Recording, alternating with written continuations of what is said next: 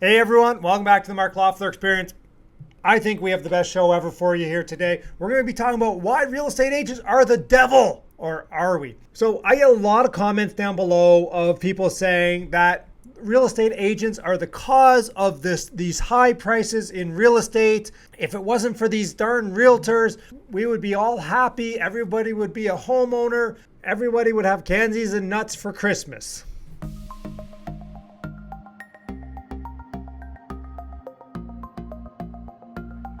Why are realtors tarnished with this brush? Well, there are a couple reasons, and we're going to go into a little bit of what my opinion is on all of this stuff. So stick around, let me know. Realtors, do they actually determine the price of the home? Not really. I could list a home for $1, which people have done and are doing, say in Toronto, and basically I'm saying it's an auction. And it might be a closed auction, or it might be an open auction, right?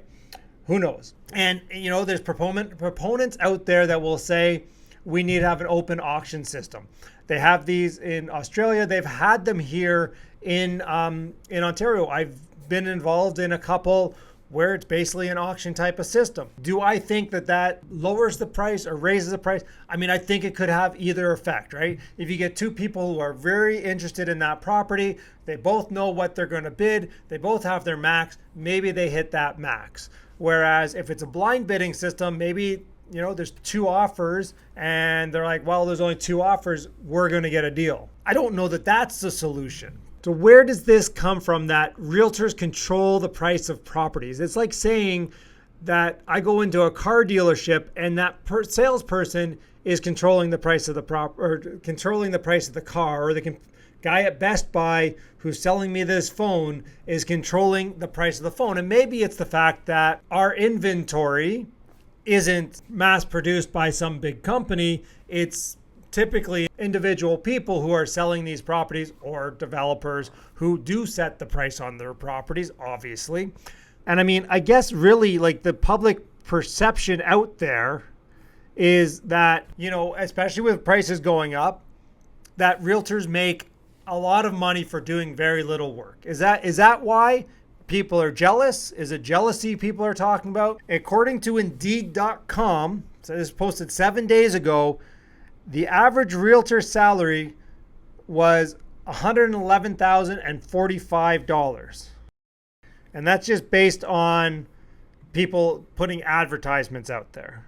So I found this. It says the average real estate agent in London, Ontario makes about $74,700.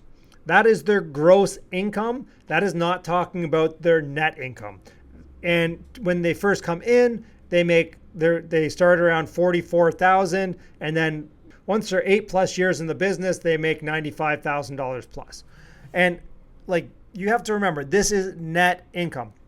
That's not talking about they pay for their own office, their marketing that they do on listings, staging if they list it, everything they do to gain business. I don't know, like people see that somebody sells $1 million home with 15 offers, and it's the real estate agent that got those 15 offers. It must be. It's the buyer's agent and seller's agent working in collusion.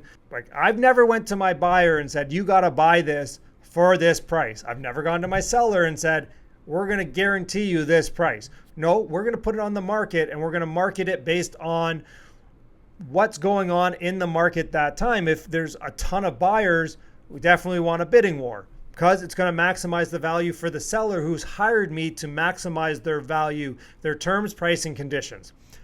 If, in today's market, maybe I'm just saying, hey, you know what? We list it for what we want, or, put room to negotiate in there, because that's probably going to happen today. So it's about reading the market. And I mean, why? So realtors get bad names, right? So realtors are the devil. And some of it's because, sometimes they put out false advertising. They put out letters like, hey, we have a buyer for your neighborhood. They come, they list your home. They don't really have a buyer for your neighborhood. Maybe they do.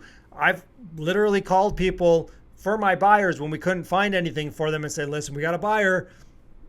They're looking. Are you ever going to sell? And some said yes. And I said, great. Are you working with a realtor? They said, yes, I'm great. Can I have their phone number so I can contact them and maybe we can get through and get a deal done before it hits MLS? It might work better for everybody.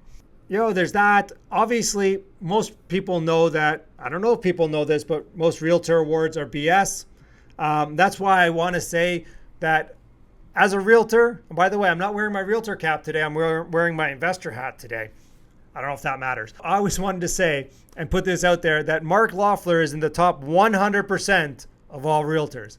Think about it. Some of you guys will get that in a minute. People equate them to used car salespeople, right? And I guess some of it is that there are bad apples. I mean, let's be honest. The barrier of entry in the market is 6 months worth of learning and $5,000. Then you pay your board fees. So you can get into this industry for basically the price of you getting like one commission. So if your mom's going to sell their home or, somebody's going to buy something and you can help them, you can get into the industry for, I think, too little.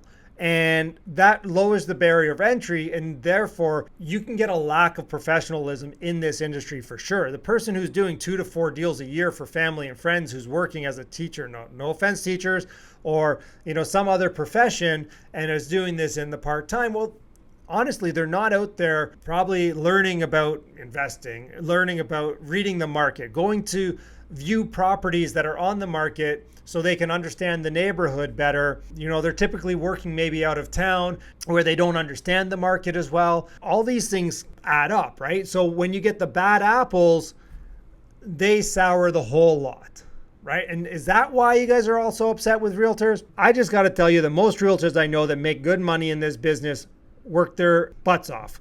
And are there bad ones? Who am I to judge? There's a realtor for everybody out there. I'm not the realtor for everybody. I guarantee it. Yet there are realtors out there for everyone. But some people should do it by themselves, and some people do. That's why they have that option. There are places out there that will give your commission back. Definitely, if you want to take control and do a lot more of the work, then why not? All I'm saying is realtors are not driving this market. Realtors are making hay while the sun shines. I mean, I've been saying that for 12 years because I've been a very busy realtor for a long time because I work with investors. And hey, if I wasn't making them money, then I probably wouldn't have a job. So if I wasn't able to help them get what they wanted, build wealth, then I would be out of a job. I've basically staked my career on helping people grow their wealth. Same thing, reason why we have this YouTube channel is because I want to help you grow your wealth. One video at a time.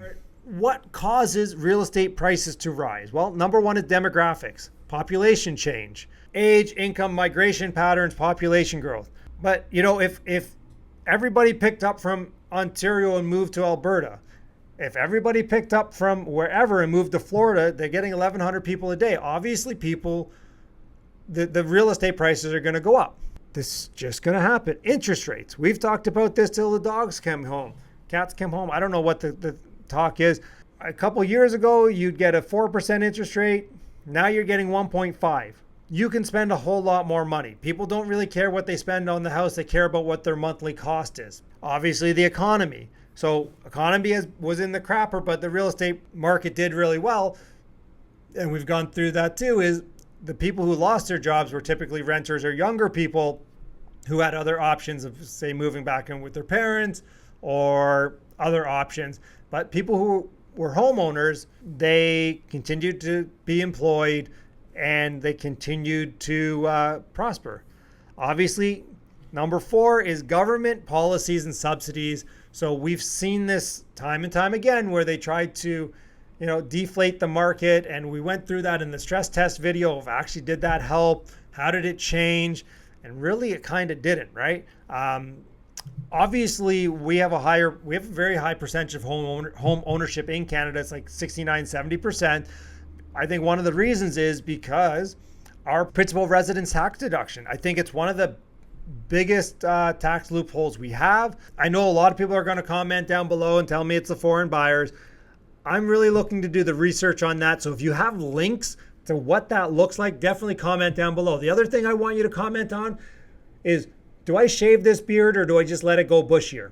Okay, thanks everyone for watching. Definitely appreciate all of you. Like and subscribe. See you next time.